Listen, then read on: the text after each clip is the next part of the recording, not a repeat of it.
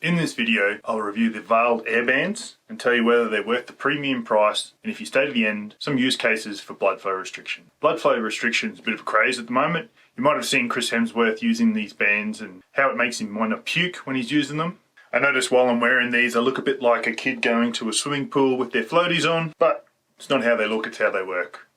The VALD Airbands are a smart cuff. They measure the pressure, they inflate to the level you need, and they stay there until you need to deflate. So the process is you put the cuffs on, you wait till it measures your pressure, you start your session, and then in between sets you turn the pressure on and switch it back off again. Firstly, let's talk about the benefits. I've used a lot of blood flow restriction cuffs and these are a lot better quality. One pair of blood flow restriction cuffs I got from Amazon broke on the second wear. The Airbands are different because they're built with premium materials. I also realised as soon as I tried these blood flow restriction cuffs that I had the pressure way too loose previously when I was using other cuffs. These are just much more accurate unless you have a way to assess the pressure.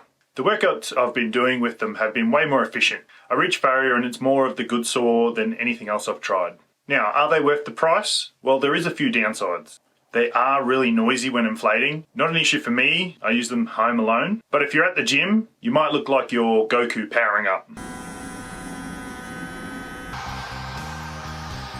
The Airbands also seem to have a few Bluetooth issues. The first one is that they don't pair properly with the phone, so I often find that when I'm starting a workout, I'll have to turn Bluetooth off and then back on again, and then they show up. But the second issue with Bluetooth and the Airbands is much more frustrating. They often find that they stop inflating when the process is starting a set. So there's been times where I've had to click inflate 9 times just to get them to start. This appears to be some sort of firmware issue.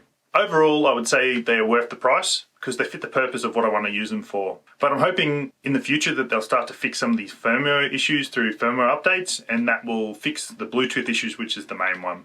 I use the Airbands for 3 main purposes. I use them for my main strength workouts, my rowing sessions, and my bulletproof breaks, which are like mini workouts during the day. The Airbands work amazing for any area of the body which is beyond the cuff.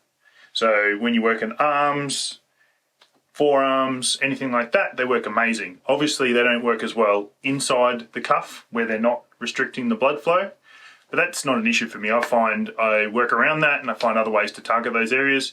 As a little bonus thing, sometimes when you pre-fatigue the area past the muscle, these ones have to work harder. So you might find your shoulders working harder and your chest working harder because the arms aren't dominating the movement because they've already pre-fatigued.